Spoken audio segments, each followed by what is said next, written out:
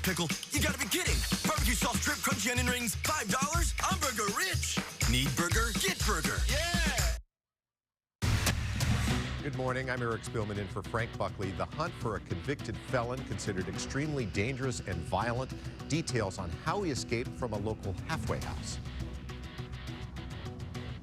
Good morning, everyone. I'm Carlos Herrera. A woman catches a peeping Tom exposing himself outside her West LA apartment. Police say it's not the predator's first time. We're live with the search for that man. Next.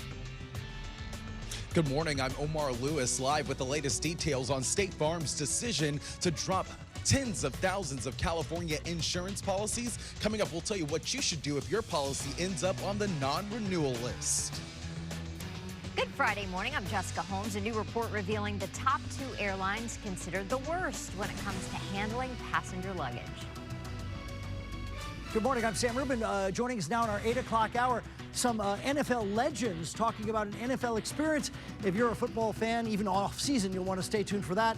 And this, where will we park our behinds? The great KTLA anchor chair debate about to be solved. Our news director joins us live on set.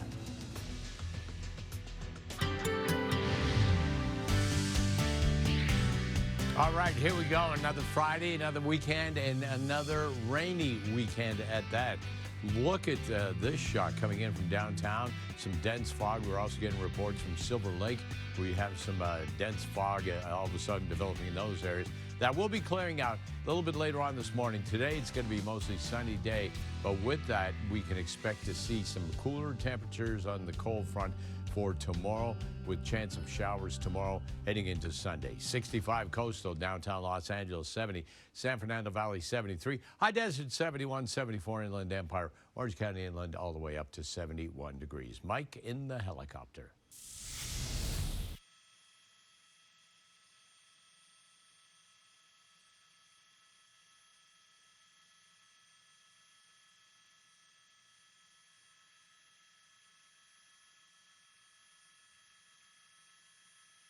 Oh, I'm sorry. Here we are.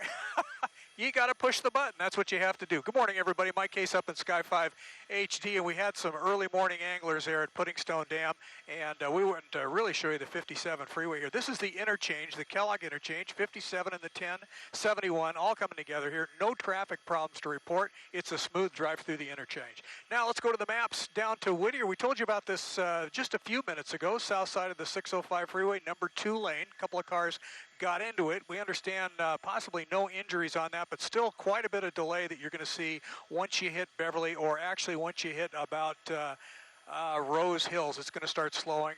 That's south of the 60. Again, the 605 south, number 2 lane, so watch out for that. That's it for traffic in Sky 5 HD. Eric, back to you. Mike, thank you. This morning, police need your help tracking down a peeping Tom who's targeted victims in several different neighborhoods. He's been caught on camera at least once exposing himself to a woman. KTLA's Carlos Herrera is live in West Hollywood with a story. Good morning, Carlos.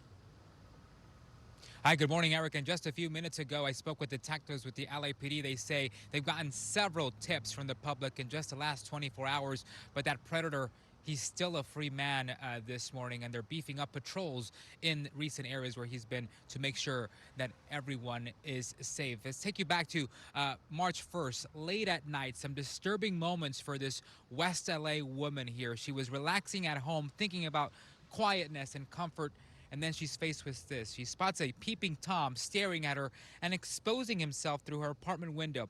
The woman doesn't want to be identified at this point, but she tells us that just as she thought the nightmare was over, the perpetrator returned to her home a second time. The second time he came back, the sun was up. People were walking by. So, I mean, it's truly just scary. That's the only word I can think of. Yeah, he managed to get into her unlocked car and try to break into her apartment, but the victim confronted him and then scared him off. He hasn't been back since. Investigators say he's done the same thing several other times in the Mid-City and West LA areas from January through March. They believe he's not unhoused and has been driving to the various locations. That's including a home on West 6th Street near the America Mile, where he was caught peering into a home earlier this month. He also exposed himself to a woman and followed her home to stare through her window in West Hollywood. That was back in January. Some neighbors are understandably disturbed. Lupe Martinez, she works in WeHo. She often walks home alone. Yeah, we have to keep a lookout. I have two daughters, and in those situations, you know, people come up to you, and you just have to be on the lookout. Always walking, you know, looking behind your shoulder for your own safety. You never know when these guys are going to attack or who it is. Never, never. You never know when it's going to come around. Yeah. And this morning, detectives fear that that man's behavior could soon escalate. Again, if you know that man, seen him around, you're urged to contact LAPD immediately. Eric, Jessica, back to you. Carlos, thank you. In Orange County, the search is on this morning for a man described as extremely dangerous and violent.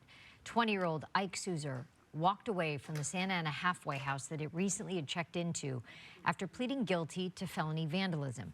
Souzer has a long criminal history, including stabbing his mother to death when he was just 13 years old. Police say if you see him, call 911 immediately and do not attempt to approach him.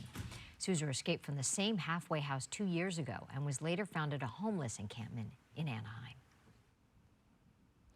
The LAPD is hoping surveillance video will lead to the arrest of a hit-and-run driver who left a pedestrian in East Hollywood badly hurt. The 44-year-old victim was hit by a black Ford F-150 while in a crosswalk on Santa Monica Boulevard near St. Andrews Place. It happened back on January the 9th. Investigators say the victim is still recovering. Anyone with information is asked to call the police department. State Farm, California's largest insurance provider, has announced it will not be renewing policies for about 72,000 homes across the state this summer. The move is expected to inflate housing costs. KTLA's Omar Lewis live in Hollywood with the details. Omar, good morning. Yeah, Jessica, good morning. State Farm is now blaming rising costs and increased risk of catastrophe in California and outdated regulations as a few of the reasons why it will not be renewing California insurance policies for 72,000 homes and apartments beginning later this summer. Officials now concerned that this will inflate housing costs for impacted California residents, many of whom still recovering from wildfires over the years. We can take you to video and tell you that this non-renewal announcement from State Farm will impact 30,000 home insurance policies, along with 42,000 commercial apartment policies. The news comes less than a year after State Farm said it would not issue any new policies in California because of concerns similar to the ones listed in this latest announcement. Many of the country's largest home insurers began scaling back coverage in California after we saw those destructive wildfires following a prolonged drought in recent years. 14 of the state's 20 most destructive wildfires on record, they all happened in the last 10 years, and that's when insurers began making these changes. This all comes as the state's elected insurance commissioner begins a year-long overhaul of home insurance regulation, which hopes to calm California's volatile insurance market. Now, the policies impacted by this latest announcement, they represent just over 2% of State Farm's policy count in California. The company did not say where the impacted policies are located and what criteria they plan to use to choose which policies will not be renewed, but experts say those who will be dropped are almost certain to be those properties in and around wildland areas considered a high risk for wildfires. Now, property owners who lose their coverage, they will likely be left with no option but the California FAIR Plan. That's the state-created private insurance pool. So the question then becomes, what should you do if you are one of the 72,000 dropped policies? Here are some tips that insurance experts say you should follow. They say start shopping for that new policy immediately. Even though you'll likely be given a 60-day notice, it can be difficult and a long process, so don't waste any time. If you find a new policy that checks all the boxes, take it immediately. Do not wait until your State Farm policy expires, even if there's an overlap in those policies. Lastly, call the California Department of Insurance or use their website, insurance.ca.gov, to get more information about resources like the California FAIR Plan. You'll hear directly from an insurance expert here in California just coming up in our next hour of news, but also want to let you know that this will be rolling out in the next year here from State Farm. They say those impacted policies will begin getting notices for homes in July and for those apartment policies in August. That's the latest here live from Hollywood this morning. I'm Omar Lewis. We'll send it back to you in the studio. All right, Omar, thank you for that. New at 8, Disneyland is planning to build one of the largest parking garages in the world. It would feature 17,600 spaces and would serve northbound arrivals on the 5 freeway. It's part of the park's $1.9 billion expansion plan. The Anaheim City Council is expected to vote on the proposal in May. In the proposed East Side garage, or this proposed East Side garage, likely will not be the world's largest. That title belongs to the West Edmonton Mall in Canada. Yes. That parking structure can hold 20,000 vehicles. And imagine forgetting where you parked in Yeah. a parking structure like that. Finished. Yeah, You are forget done. about it. Now, once again, here we go with the artist rendering. It looks like there's plants on every floor there and all that.